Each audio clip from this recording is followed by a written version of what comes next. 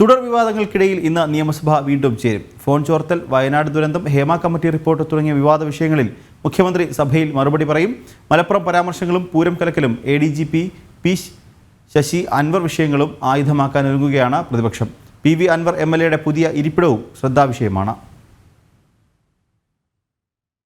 വിവാദങ്ങളിൽ മാധ്യമങ്ങളോട് പരിഹാസച്ചിരി. പാർട്ടിയിലും മുന്നണിയിലും കാര്യമായി ഒന്നും മിണ്ടുന്നില്ല. വിവാദ വിഷയങ്ങളിൽ മുഖ്യമന്ത്രി നിയമസഭയിലെങ്കിലും വിശദമായ മറുപടി നൽകുമോ എന്നതാണ് ശ്രദ്ധേയമാകുക. അൻവറും ADGPയും പൂരം കലക്കലും മലപ്പുറവും PR-ഉമെല്ലാം ഇനിയുള്ള 7 ദിവസങ്ങളിൽ സഭയെ പ്രക്ഷുബ്ധമാക്കും. ഈ സമ്മേളനത്തിലെ ആദ്യ അടിയന്തര പ്രമേയം എന്തെന്നതാണ് ആകാംക്ഷ വർദ്ധിപ്പിക്കുന്നത്. എല്ലാ വിഷയങ്ങളും ഒന്നിനൊന്ന് ഗൗരവമുള്ളതായതിനാൽ അന്തിമ തീരുമാനം രാവിലെ ചേരുന്ന UDF പാർലമെന്ററി പാർട്ടി യോഗത്തിലായിരിക്കും. ഇന്ന് സഭയിലെത്താൻ സാധ്യത കൂടുതലുള്ള വിഷയങ്ങളിലൊന്ന് മുഖ്യമന്ത്രിയുടെയും KT ജലീലിന്റെയും മലപ്പുറം ജില്ലയെക്കുറിച്ചുള്ള പരാമർശങ്ങളാണ്. രാഷ്ട്രീയ നേട്ടം കൊയ്യാനുള്ള ഏറ്റവും മികച്ച ആയുധം എന്ന നിലയിലാണ് മലപ്പുറം വിവാദം UDF കാണുന്നത്. ADGP MR Ajith Kumar RSS നേതാക്കളെ കണ്ടതും പൂരം കലക്കലിലെ CPI വിമർശനവും ADGPക്കെതിരായ അന്വേഷണ റിപ്പോർട്ടും UDF ട്രംപ് കാർഡാക്കും.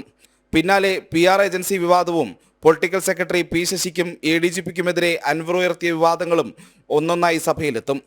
അൻവറിന്റെ ഫോൺ ചോർത്തൽ വെളിപ്പെടുത്തൽ, വയനാട് ദുരന്തത്തിൽ നൽകിയ അശാസ്ത്രീയ നിവേദനം, ഹേമ കമ്മിറ്റി റിപ്പോർട്ട് പൊഴുത്തൽ എന്നിവയിലും ഇന്ന് മുഖ്യമന്ത്രി സഭയിൽ നേരിട്ട് മറുപടി പറയും.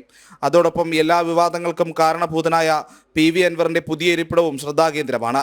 പ്രധാനപ്പെട്ട 8ഓളം ബില്ലുകളും സമ്മേളന കാലയളവിൽ പരിഗണനയിൽ വരും. ജനം, തിരുവനന്തപുരം.